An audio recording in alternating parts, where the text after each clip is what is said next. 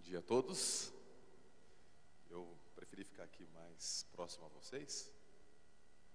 Gosto de estar perto dos filhos de Deus queridos que se encontram aqui para louvar ao Senhor. É muito bom estarmos juntos.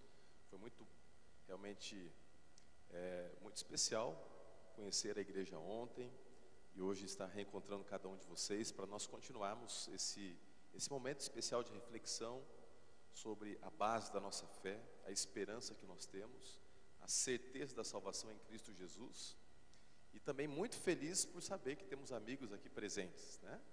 Revendo alguns do passado, outros que estão, quem sabe, pela primeira vez entrando em contato com a igreja. Vocês são bem-vindos, bem-vindas, que vocês se sintam bem em nosso meio, e aqui é uma casa muito especial que acolhe as pessoas independente de seus credos. É muito bom estarmos juntos para louvar a Deus. Domingo de manhã é um momento assim diferente, né? Não é sempre comum termos culto domingo de manhã, mas é bom, tem um lado bom, positivo, que a gente está com a mente fresca, né? Aberta. Geralmente quando você acorda, você não tem a sobrecarga do dia, de eventos e tantas coisas, então tua mente está preparada para receber primeiramente a palavra de Deus. Muito bom isso, ok? Então nós vamos agora orar e vamos em seguida estudar a palavra de Deus. Feche os seus olhos.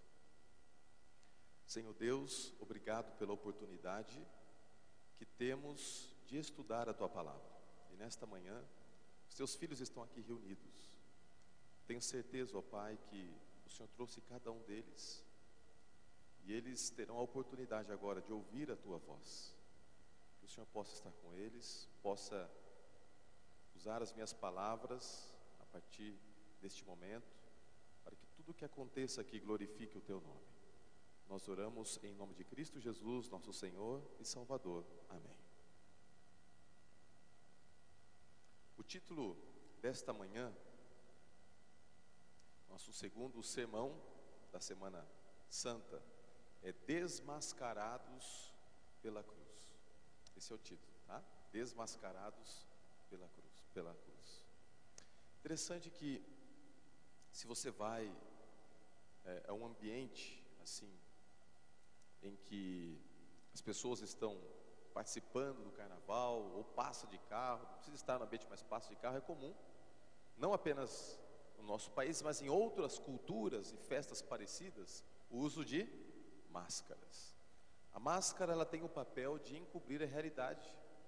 Então você coloca uma máscara para que a pessoa não saiba quem você realmente é. E a máscara, ela faz exatamente isso. Você pode estar olhando para alguém, até mesmo para um bandido mascarado que está realizando um assalto. Você está escutando talvez a voz dele, você está vendo as ações dele, mas você não consegue perceber quem ele realmente é. O papel da máscara é esse, é encobrir. Agora, na nossa vida, será que nós poderíamos passar por situações em que usamos máscaras? Poderíamos estar mascarados perante Deus? Eu quero apresentar para vocês aqui um relato que aconteceu comigo alguns anos atrás, que mostra exatamente isso, que nem tudo que parece às vezes né? Eu estava em casa, era uma tarde, começo de tarde, logo depois do almoço, e estava conversando com a Lise, minha esposa.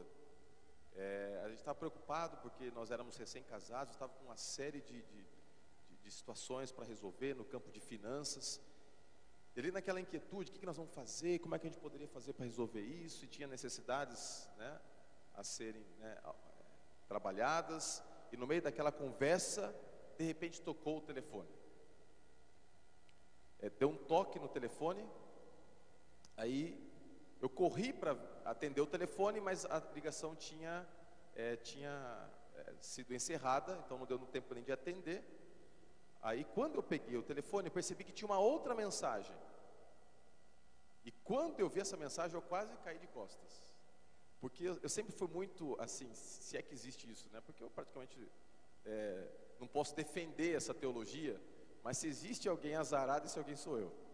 Eu brinco assim, ó, que se eu num sorteio competir comigo mesmo, eu perco. Não tem jeito. Não ganhei nada nessa vida, nunca nada. Desde pequenininho, nem no sorteio de igreja. Sabe? Quando tinha o sorteio lá para o Ministério Infantil, os pequenininhos, eu nunca ganhava nada, nunca ganhei nada. Impressionante, né? E naquele dia chegou uma mensagem, assim, muito claro do programa do SBT e tal, estava tendo uma promoção naquela época, é que eu tinha acabado de ganhar um Astra. Já pensou? Eu fiquei tão... Mas eu falei assim, não acredito nisso, não acredito nisso. Aí eu peguei e falei assim, ó, por favor, entrar em contato com o número tal, nossa central de atendimento está entrando em contato contigo, houve um sorteio. Porque tinha tido realmente eu só levei a sério porque estava tendo uma promoção, era do SBT em parceria com a Nestlé, lá no programa que tinha, e eu peguei e mandei tudo. Eu falei assim, nossa, mas não acredito, ganhei. Eu fiquei tão feliz, mas tão feliz que você imaginou a situação? Eu já comecei assim, então foi o seguinte, eu não vender o Astra, eu comecei a entrar na internet para saber quanto que custava um Astra, né? E eu falei assim, nossa, então a gente vai poder fazer isso, estava feliz da vida. Eu falei assim, nossa, Deus é maravilhoso, né? Aí eu entrei em contato com a central. Quando eu liguei, aí um homem me atendeu, e o homem falou assim, pois não, quem está falando? Eu falei assim, Roger, eu estou entrando em contato, porque eu recebi aí a mensagem, assim, que legal, realmente você ganhou e tal. E daí ele começou, então, a dizer, os próximos passos para você adquirir, acessar ao voucher que dá acesso à entrada para retirar o prêmio, foi explicando para mim. Só que é o seguinte, nós temos que ter essa conversa, estava ligando no celular, porque eu não tinha telefone fixo. Então você precisa entrar em contato comigo através do telefone fixo e tal, para a gente acertar os detalhes. Aí eu falei assim, mas eu não tenho. Ele falou assim, olha, você tem pouco tempo, tá? Você tem aí cerca de 15 minutos para você entrar em contato. Aí eu falei assim, mas como é que eu vou procurar um telefone fixo? Aí eu saí correndo igual louco. Você imagina assim, eu desci, o prédio que eu morava não tinha elevador, eu descia quase que tropeçando. Eu falei assim, nós não podemos perder esse Astra, amor, por nada. E ela falou assim, eu não aguento correr com você, você vai na frente, eu sei lá, o que eu faço? Não, fica aí. E eu fui correndo, e procurava um orelhão e não estava funcionando, porque quando a gente quer, parece que nunca acontece, né? Eu fui lá no orelhão e tentei ligar do orelhão e nada, daí saí correndo para um outro e nada, e aí dei em desespero, daí eu peguei meu celular e liguei de novo. Falei assim, não estou conseguindo funcionar. Olha, moço, você tem que agilizar, falta só mais 5 minutos. Eu falei assim, pera um pouquinho, tive uma ideia, eu estou aqui na frente da delegacia, e eu vou entrar aqui para ligar daqui mesmo, porque eu vou pedir autorização, porque eu não vou perder esse carro por nada. Ele, não entra na delegacia. Aí eu, na hora nem caiu a ficha, mas hoje pensando, eu falei assim, miserável, né? Não queria que eu entrasse na delegacia. E eu achei um outro telefone, então liga nesse telefone público aí mesmo e tal. Aí liguei. Eu falei assim, não, realmente você ganhou e tal. Só que é o seguinte, para você acessar o voucher do prêmio e tal, vou passar para os seus dados. Ele foi passando os dados, falou assim, essa é uma conta especial, você tem que depositar R$800. Aí quando ele falou isso, as máscaras o quê? Caíram, né? Eu posso ser inocente, mas também burrinho da Silva eu não sou. Eu falei assim, mas você é um pica-fumo. Quando eu comecei a falar, né, para ele que eu queria falar, ele bateu o telefone. Mas eu fiquei tão frustrado. Pensa, né, num cachorrinho voltando para casa com o rabo entre as pernas, né? Eu voltei desiludido, triste, mas com muita raiva. Mas como é que eu fui tão ingênuo, né, de cair nessa? E tem pessoas que caem assim em situações as mais ardilosas possíveis. E pessoas que às vezes pedem muita coisa nesses golpes. Agora, essa simulação de sequestros que há por aí, né?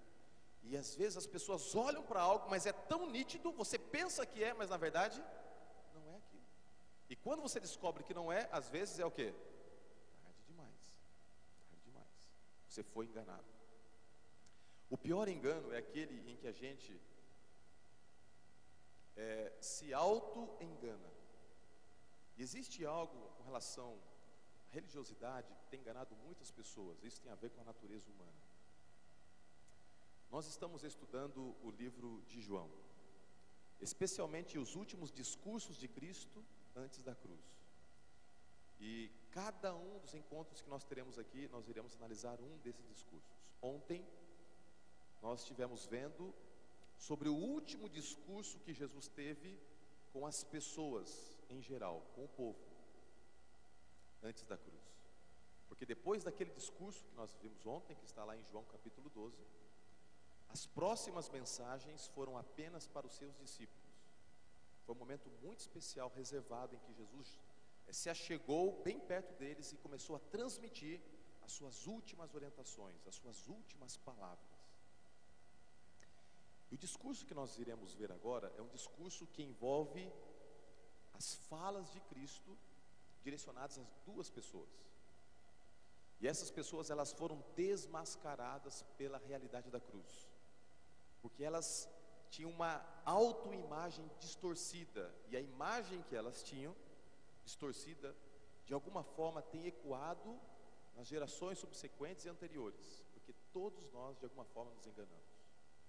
Tem um texto na Bíblia que, antes de ler esse relato, eu gostaria de apresentar a você. É um texto muito forte. Esse texto se encontra no livro de Jeremias, capítulo 17, verso 9. Ele é um dos principais textos no tocante à análise da natureza humana. Dentro da antropologia bíblica, talvez não esteja nada mais aberto e claro do que esse texto. Se você puder acompanhar, Jeremias, capítulo 17. É possível que você já conheça esse verso, talvez alguns não. Eu acredito que a grande maioria de vocês, em algum momento, já leu esse verso. Diz assim a palavra de Deus: o coração é mais enganoso que qualquer outra coisa, e sua doença é incurável. Algumas versões dizem: enganoso é o coração, mais do que todas as coisas. Quem o conhecerá? Eu não sei como diz a sua versão, mas independente da versão que você tenha, o recado é muito claro. O nosso coração é o quê? Está fraco. O nosso coração é o quê? É enganoso. Por que ele é enganoso?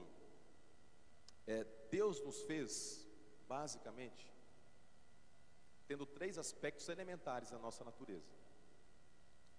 Primeiro aspecto, nós temos na nossa natureza humana o aspecto espiritual. Existe algo, por mais que o ateu não queira aceitar, existe algo dentro de nós, é uma coisa intrínseca, está lá dentro. É um senso de espiritualidade que nos conecta à necessidade de adoração. O ser humano é feito do aspecto espiritual. E quando o ser humano luta contra essa situação de adorar a Deus e não direciona o seu aspecto espiritual a Deus, ele vai direcionar alguma coisa. Ou ele vai adorar uma pessoa, ou ele vai adorar uma criatura, ou ele vai adorar alguma coisa, independente da cultura. Pode ser a mais primitiva, lá numa aldeia indígena, ou na mais atrelada aos meios do materialismo, como na Europa, que a onda crescente do ateísmo é assustadora. O ser humano sempre vai adorar o sol, a lua, as estrelas, a vaca, não é? Ao próprio Deus verdadeiro, ou o carro que ele tem, ou a casa, o dinheiro, porque existe dentro de nós uma essência espiritual. Você não pode negar isso. O outro elemento da nossa natureza é o elemento emocional, sentimental. Nós temos as nossas emoções, nós temos os nossos sentimentos. É a maneira como a gente lê, né?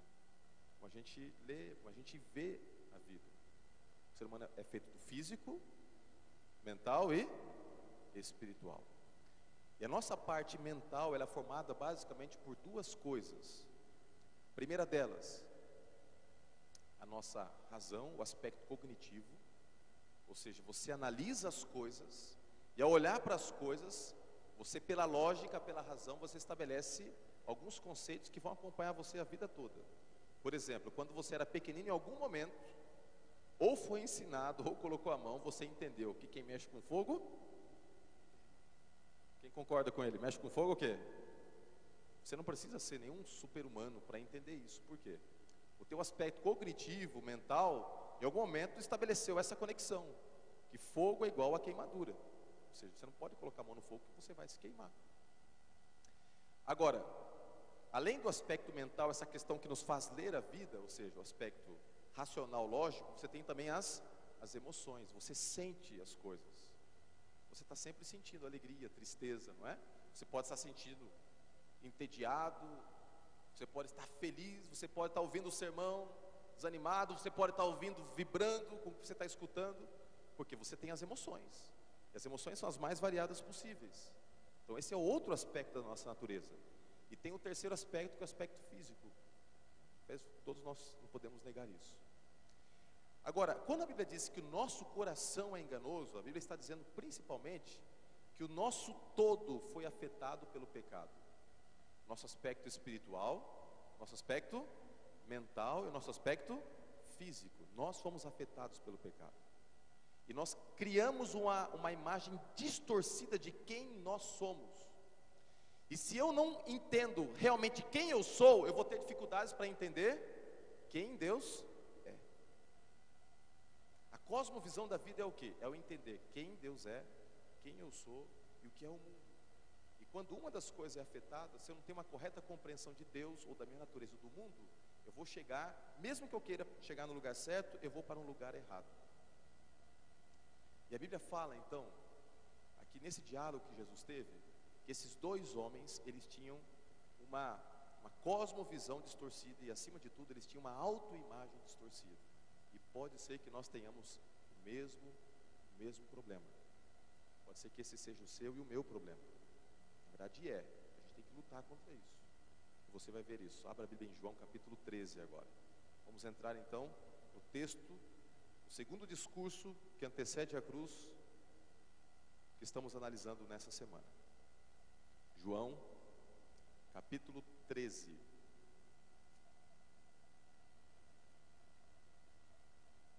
Evangelho de João capítulo 13. Vamos ler a partir do verso 18. Nós vamos ler uma sequência um pouquinho mais extensa, mas eu gosto de ler a Bíblia. A gente às vezes fica só pregando outras coisas. O texto, ele tem que ser analisado dentro do seu contexto. Então a gente precisa ver todo o contexto de versos desse discurso. E o título aqui na minha Bíblia é que Jesus prediz, né, que seria traído, tá? Então vamos ler. João capítulo 13, verso 18. Não me estou me referindo a todos vocês. Conheço os que escolhi, mas isto acontece para que se cumpra a Escritura. Aquele que partilhava do meu pão voltou-se contra mim. Estou lhes dizendo antes que aconteça, a fim de que quando acontecer, vocês creiam que eu sou. Eu lhes garanto, quem receber aquele que me enviar, estará me recebendo. E quem me recebe, recebe aquele que me enviou. Depois de dizer isso, Jesus perturbou-se em espírito e declarou: digo-lhes que certamente um de vocês me trairá. Seus discípulos olharam uns para os outros, sem saber a quem ele se referia. Um deles, o discípulo a quem Jesus amava, estava reclinado ao lado dele. Simão Pedro fez sinais para que esse discípulo, como quer dizer, pergunte-lhe a quem está se referindo. Inclinando-se esse discípulo para Jesus, perguntou-lhe: Senhor, quem é? Respondeu Jesus: aquele a quem eu der este pedaço de pão molhado no prato. Então, molhando o pedaço de pão, deu a Judas Iscariotes, filho de João. Tão logo Judas comeu o pão, Satanás entrou nele.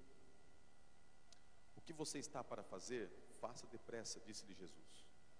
Mas ninguém à mesa entendeu por que Jesus lhe disse isso, visto que Judas era o encarregado do dinheiro. Alguns pensaram que Jesus estava lhe dizendo que comprasse o necessário para a festa, ou que desse aos pobres. Assim que comeu o pão, Judas saiu, e era noite. Depois que Judas saiu, Jesus disse: agora o Filho do Homem é glorificado e Deus é glorificado nele. Se Deus é glorificado nele, Deus também glorificará o Filho nele mesmo, e o glorificará em breve.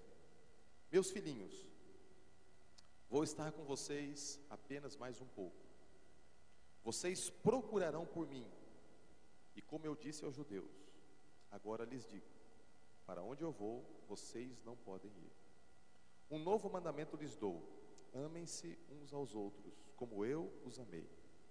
Vocês devem amar-se uns aos outros.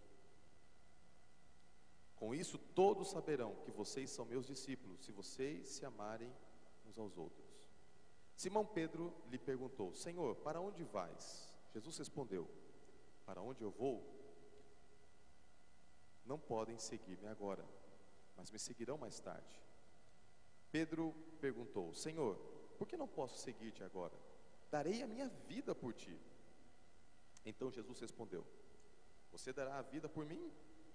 Asseguro-te que, antes que o galo cante, você me negará? Você me negará o quê? Que história, né?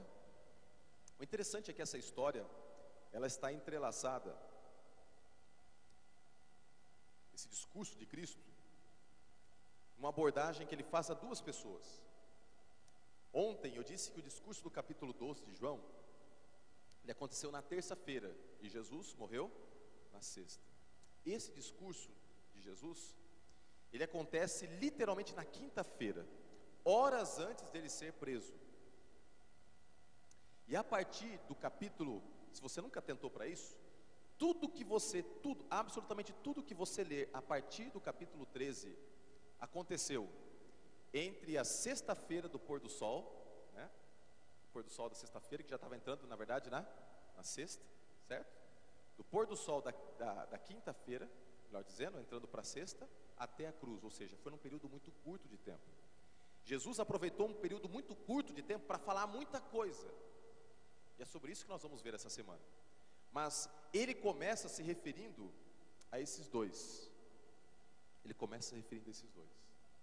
E olha que interessante, quando João ele está escrevendo isso, ele não está falando de uma história que ele ouviu ser contada, ele viu essa cena. Tanto é que ele se emerge na história ao apresentar-se como discípulo a quem Jesus amava. Em algum momento, quando Jesus desmascara a traição, é João, o discípulo a quem Jesus amava, que chega perto do peito de Jesus, e é como se fosse assim, ele dando um abraço em Jesus, colocando o peito e perguntando: Jesus, quem é que vai te trair? Vamos analisar aqui. Essa história, ela nos apresenta três coisas, três verdades sobre a cruz. Primeiro, Jesus faz questão de início mostrar nesse relato que a cruz oferece perdão. Segundo, ela não apenas oferece perdão. O segundo ponto é que a cruz desmascara o coração. E o terceiro, a cruz nos convida a uma decisão. 3 pontos. Ela oferece perdão, ela desmascara o nosso coração e nos convida a uma decisão. 3 pontos, e nós vamos ver aqui um pouquinho dos 3 pontos. É interessante que lá no comecinho da narrativa, no verso 18, antes de desmascarar Judas e Pedro, Jesus diz assim: eu conheço aqueles a quem eu escolhi. Eu conheço. Os discípulos, eles não entraram na vida de Cristo por acaso. Jesus conhecia um por um. Ele sabia do potencial de cada um e queria que esses homens tivessem uma história com ele. E o mais lindo disso tudo é que Jesus não apenas conhecia os discípulos, ele conhece a cada um de nós. Ele fez questão de destacar a sua onisciência em vários relatos dos evangelhos. Por exemplo, uma vez ele chegou a dizer que Deus, ele sabe até quantos fios de cabelo caem da nossa cabeça. Ele tem a conta exata. Quantos fios de cabelo você tem na sua cabeça? Você sabe me dizer? Ele sabe tudo. Quer ver um outro exemplo que destaca esse conhecimento de Deus? No livro de Salmo, existe um capítulo maravilhoso. Esse capítulo diz, quando o salmista está descrevendo o relacionamento de Deus com o homem, ele diz assim, que Deus nos conhece ainda quando nós estávamos sendo o quê? Formados no ventre da nossa mãe. Deus já conhecia tudo.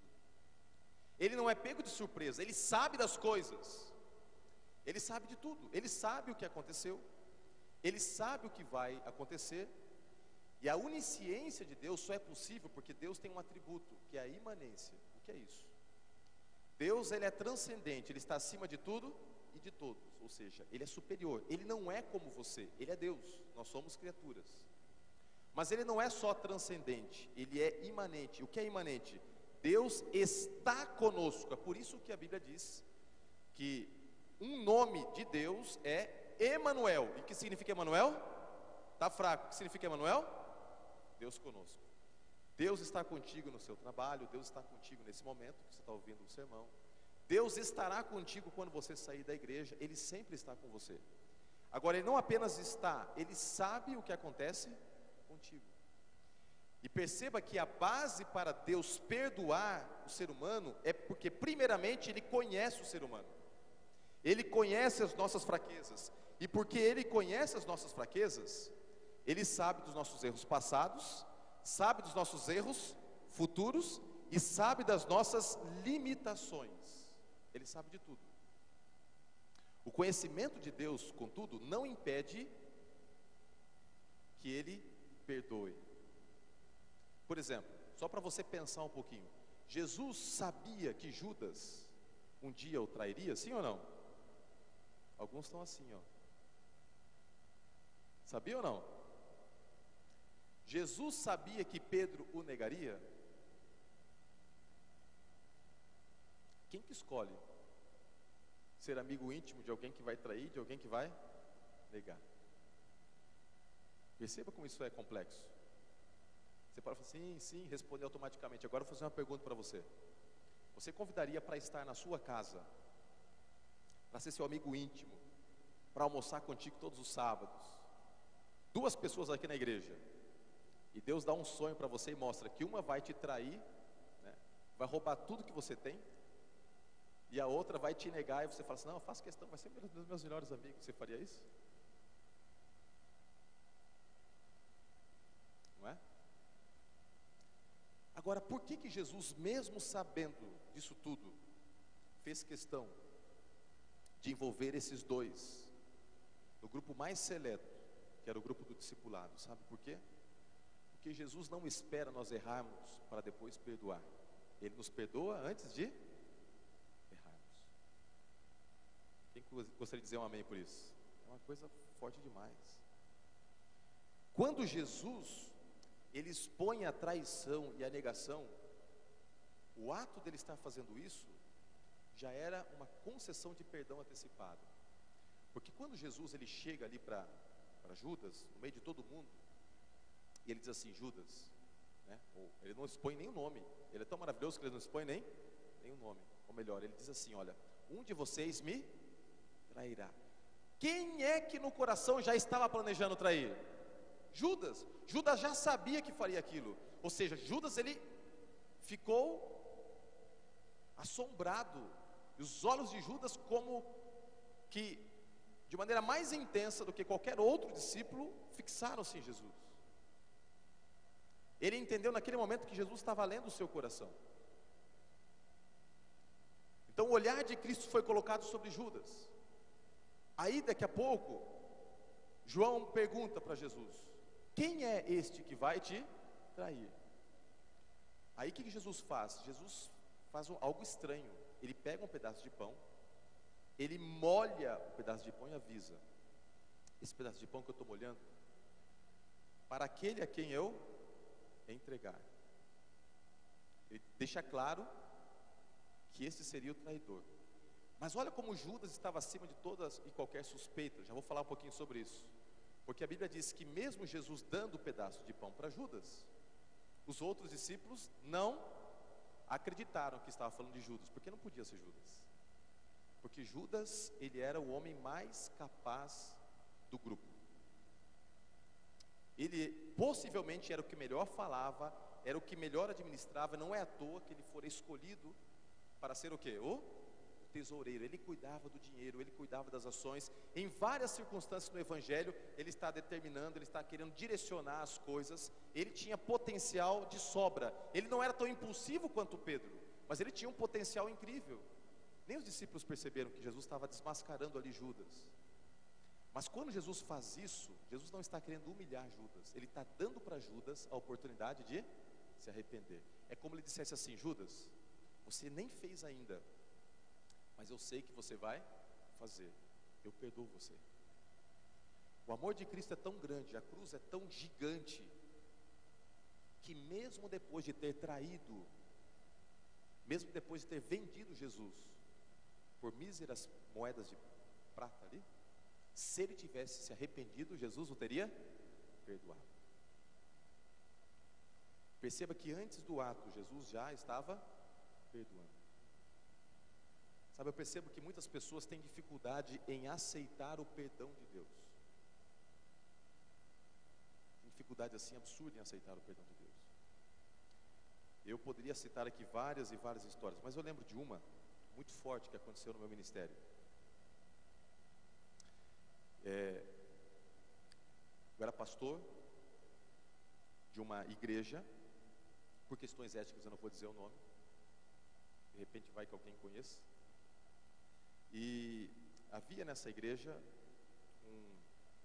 um irmão, e esse irmão era um grande diácono da igreja, um homem exemplar.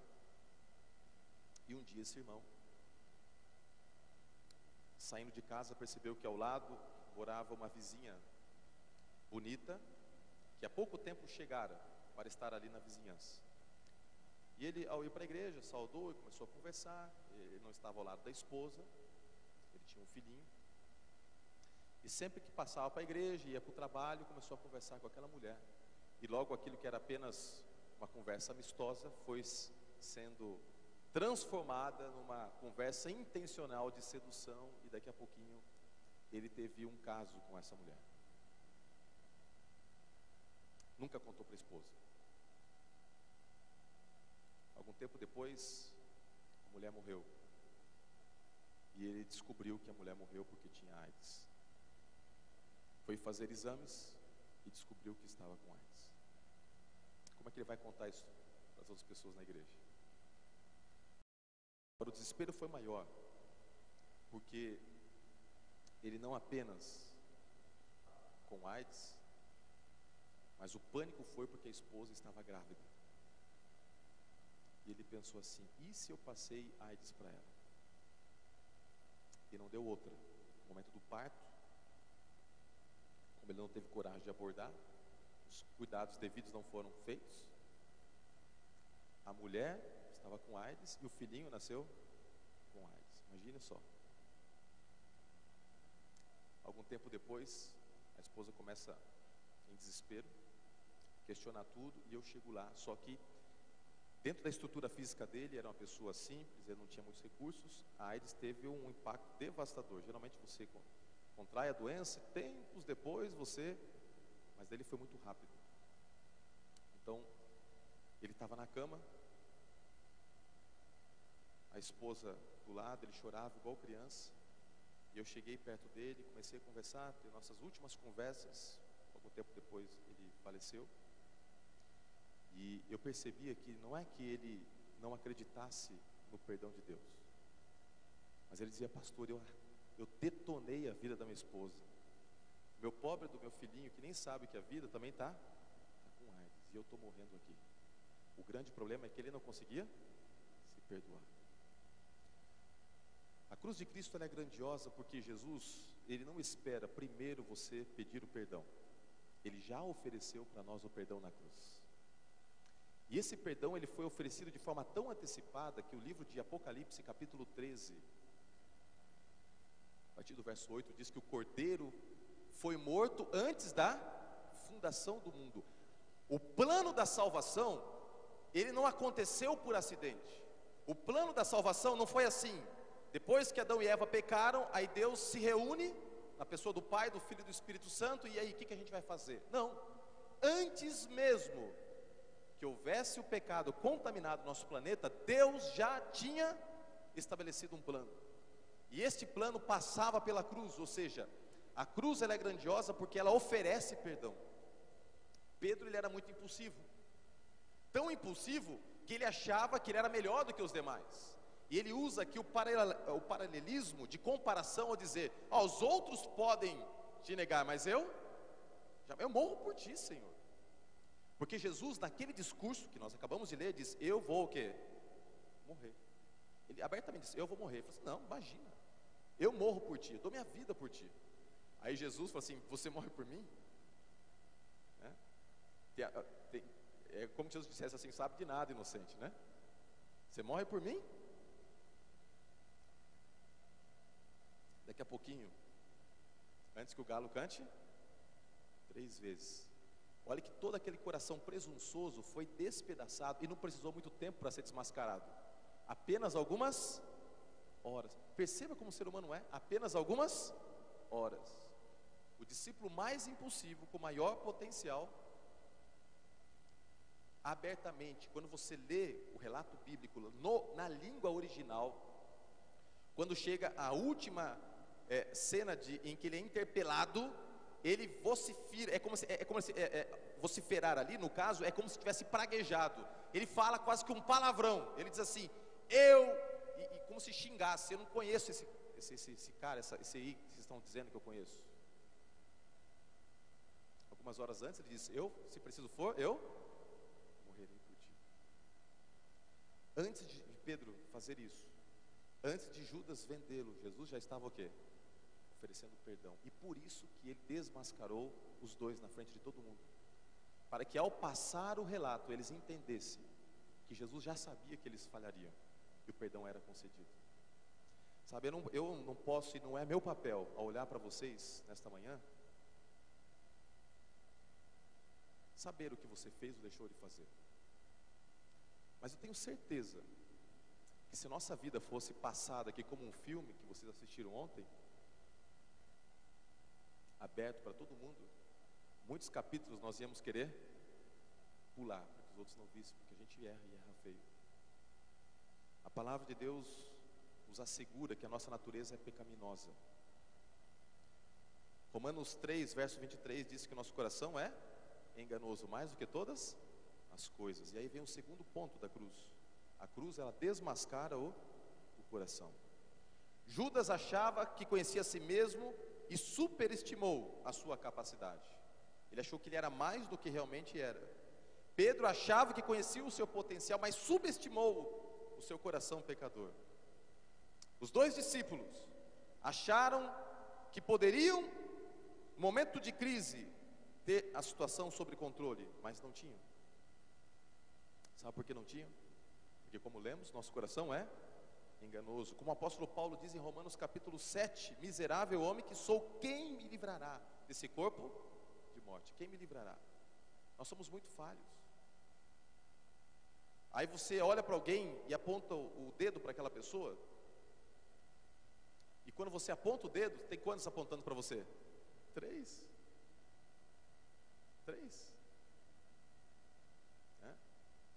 Daí a mulher olha para a vizinha e diz assim, nossa, mas que mulher terrível, traiu o marido, ainda bem que eu não sou como ela. Mas ela está em casa cuidando da mãe, e a mãe é uma mulher idosa, e ela trata a mãe como se fosse um animal ali, está brava, ou seja, o que é pior para Deus? Tratar mal a mãe, idosa, ou trair o marido na esfera de pecado? O que é pior? Pecado é pecado. É lógico que eu não vou entrar aqui no campo da análise do que é pecado, porque existem vários meios de você rebelar-se contra Deus, e basicamente a Bíblia diz que tem 2 tipos de pecado: pecado para a morte e pecado que não é para a morte. Eu não vou entrar nesse campo aqui hoje, mas em essência, pecado, ele não é um ato que você comete. Pecado é a sua natureza. Pecado é estar separado de Deus. Ou seja, porque eu sou pecador, eu cometo pecado. Então, eu não sou pecador porque eu menti, ou porque eu vou fazer algo errado. Não, eu sou pecador, e porque eu sou pecador, eu faço as coisas erradas. É diferente. Pecado não é um ato, pecado é essência. Eu sou pecador. E quem não é pecador, disse Jesus, atire o quê? A primeira pedra. Eu confesso a vocês que na nossa natureza, a gente olha para algumas pessoas que são mais afetadas pelo pecado, nossa tendência é pensar assim, esse miserável merece morrer. Pensa assim naquela pessoa que disparou aquela bomba de arma química, que mexeu muito comigo ver aquela cena, matando pessoas, criancinhas inocentes, espumando ali pela boca. Mas como é que pode a pessoa ser tão má? Como é que pode o ser humano estar andando ali com uma arma? São coisas que foram mostradas assim, escancaradamente para todo mundo. Nesse mundo agora diferente, né, de mídias sociais. O policial chega lá e olha o cara bandido, tá lá, tudo bem, é o ladrão. Mas o cara está rendido no chão, ele vai lá e mata como se estivesse pisando em cima de uma barata, sabe? Uma coisa assim. Mas esse cara não tem como é que pode? A nossa tendência, quando vemos situações como essa, é nos colocarmos num patamar de superioridade. Tem que morrer mesmo. Né? Quem já não disse isso alguma vez, né? Não, esse aí tem que morrer mesmo. Só que tem um detalhe: A cruz de Cristo, ela tem um recado para você. Sabe qual é o recado? O recado é o seguinte: você tem que morrer. Porque o pecado tem um preço. E qual o preço do pecado? Romanos 6,23, o salário do pecado é a morte. Cada vez que eu olho para a cruz de Cristo, Deus quer dar um recado para mim, bem claro. Você é pecador. Você não sabe o que faz. Você, consciente ou inconscientemente, pela sua natureza, está sempre se afastando de mim, e você merece morrer. Mas ao mesmo tempo que a cruz mostra isso, ela apresenta uma outra coisa. Ela apresenta a graça de Deus. Você merece, mas eu não quero que você pague esse preço. Eu te amo tanto que vou pagar no teu lugar. Deus seja louvado por isso, amém? Deus seja louvado por isso. Sabe, tem uma coisa, queridos, eu quero falar aqui com muito carinho, eu estou terminando, mas eu preciso falar sobre isso. Tem uma praga que tem entrado dentro da igreja, e essa praga é o perfeccionismo. A ideia do perfeccionismo é que Jesus, ele não veio como nosso Salvador, ele veio como nosso modelo. E assim como ele venceu o pecado, eu posso vencer. Então o perfeccionismo ensina que eu posso andar tão perto de Deus que por mim mesmo, pela minha força, ou pelo poder de Deus na minha vida, eu consigo vencer o pecado. Ou seja, eu vou chegar num patamar tão alto que eu não peco mais. E o que me assusta é ver que muitos irmãos na nossa região geográfica estão pensando assim. Inclusive, onde sou pastor. As pessoas nunca entenderam o que é pecado. Pecado não são atos, pecado é natureza. E nós dois somos pecadores, eu e você. E precisamos desesperadamente da graça de Cristo Jesus. É por isso que a cruz, ela é um baita tapa na cara daquele que é orgulhoso. Porque era você para estar lá, era para eu estar lá, mas Jesus assumiu o meu lugar. E eu concluo dizendo que a terceira mensagem, nesse contexto de conversa que Jesus tem com Pedro e com Judas, é que a cruz nos convida a uma decisão. Judas, ele sentiu remorso quando ele viu a cruz, mas nunca arrependeu-se de verdade. Por isso ele foi e se enforcou. Pedro, em contrapartida, ele sentiu diante da cruz o arrependimento profundo. Ele entendeu que realmente era pecador. O ato de negar é tão forte quanto o ato de trair. Porque você pode olhar para Pedro e para Judas e ter um paradoxo na sua vida, porque a gente vê Pedro diferente de Judas. Quem é que tem o prazer de colocar o nome do seu filho de Judas? Já viu alguém colocar o nome de filho de Judas? Como é que é o nome do seu filhinho? É Judas, né? Ai, Judinhas, querido, ninguém faz isso, né? Vem aqui no colo do papai. Por que ninguém faz isso? Por quê?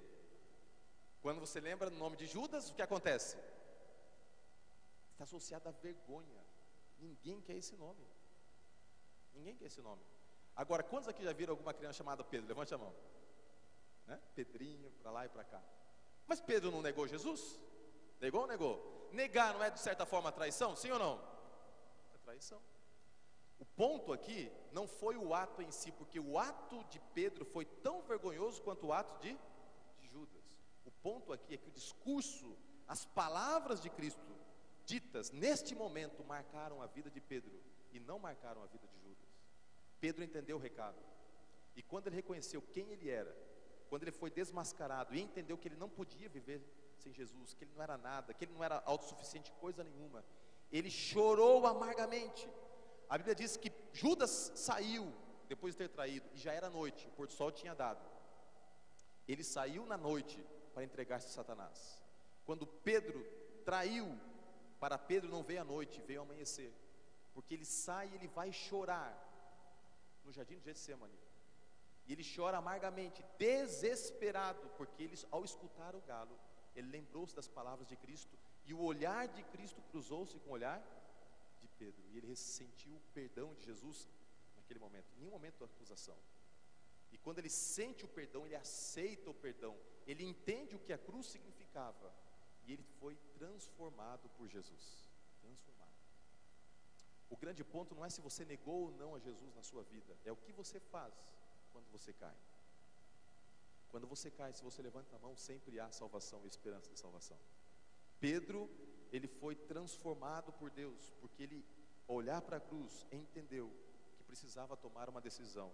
E em vez de continuar no erro, em vez de continuar negando, ele escolheu entregar-se para que Deus fizesse a obra no coração dele.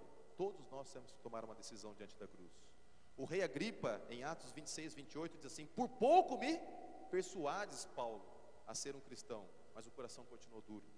O eunuco, quando recebeu a mensagem da cruz, teve uma atitude contrastante. Ele disse: eu aceito, o que me impede de ser o quê? Batizado.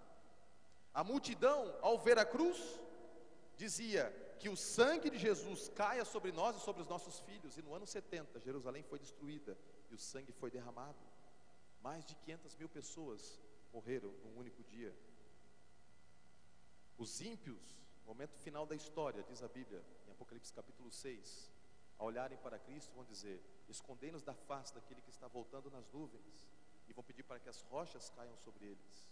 O carcereiro, em contrapartida, quando ele entendeu a cruz, e que a cruz o convidava a uma decisão, ele olha para Paulo, lá em Atos 19, de 29 a 31, e diz: o que devo fazer para ser salvo?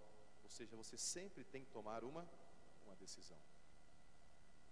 Termino contando uma história.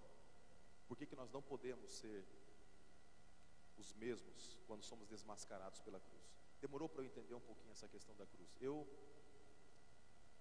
durante a minha adolescência me achava um pouquinho superior. E Deus precisou quebrar meu orgulho assim aos poucos. Não foi fácil Deus me desmascarar para que eu entendesse quem eu era. Vocês entenderam o que eu estou colocando? Eu cheguei a fazer um caderninho. Eu achava que poderia vencer o pecado. E eu falei assim, porque eu ficava muito triste por ter que ficar pedindo perdão para Jesus, né? E toda hora ficar pedindo perdão. E eu falei assim: olha, agora, Senhor, eu prometo que eu não vou ficar mais errando.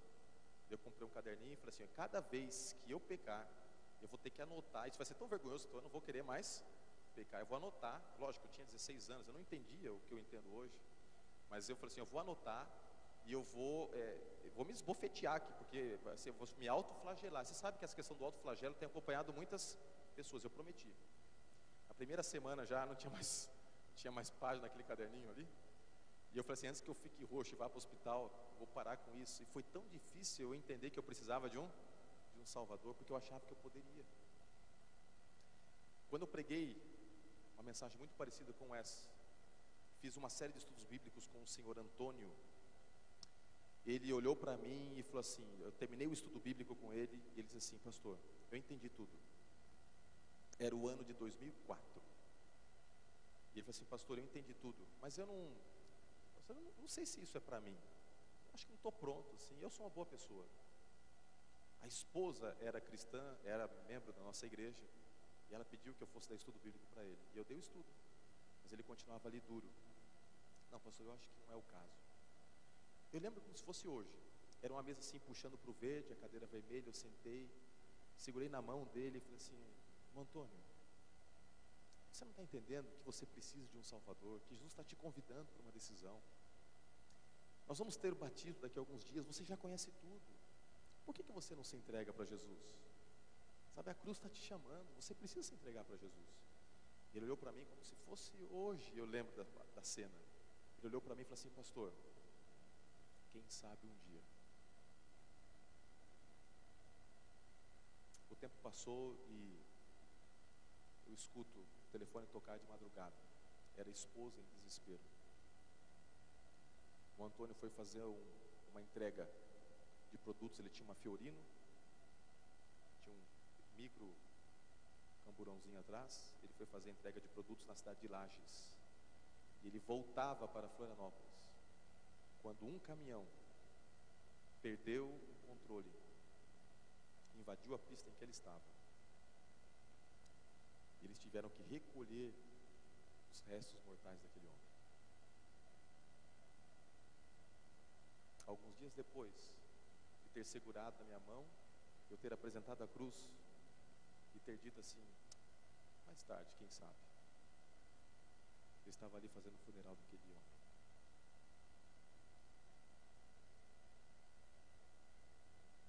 sei qual é o papel que a cruz tem na sua vida, mas a cada dia a cruz desmascara o meu eu e eu sinto que eu preciso desesperadamente de Jesus. Não é porque eu sou um pastor, não é porque eu estou aqui falando essa manhã que eu sou melhor do que você. Eu preciso de um Salvador como você todos os dias. E a cruz não apenas desmascara quem eu sou, porque se por um lado ela arranca toda essa máscara que a gente coloca perante Deus, que nos achamos às vezes superiores, ela nos oferece a oportunidade de nos vestirmos da graça de Cristo Jesus. Sabe o que é isso? Isso em teologia nós chamamos, se você quiser anotar o termo, o que essa troca injusta que Deus faz é o seguinte. É um termo muito interessante. Reação retributiva versus justiça imputada. Quando eu não aceito a justiça de Cristo, eu recebo aquilo que eu mereço. Mas quando eu aceito a Cristo, eu recebo aquilo que eu não mereço, que é a salvação. Se eu não rejeito a salvação, eu recebo o que eu mereço. Reação retributiva, o salário do pecado é a morte, vem sobre mim a morte. É o que eu mereço. Mas quando eu aceito a Jesus, é justiça imputada. Eu não mereço a justiça, mas Ele coloca a justiça dele sobre mim, e em vez de morte eu recebo vida. Quantos gostariam de receber vida nessa manhã? Deixa eu ver as mãos. Deus seja louvado. Nós vamos ouvir uma música, e você vai sair daqui com a certeza de que a vida bateu na porta do seu coração. Ao ouvir essa música, entregue mais uma vez seu coração a Jesus. Pastor, mas sou há anos adventista, mas a tua entrega de 30 anos atrás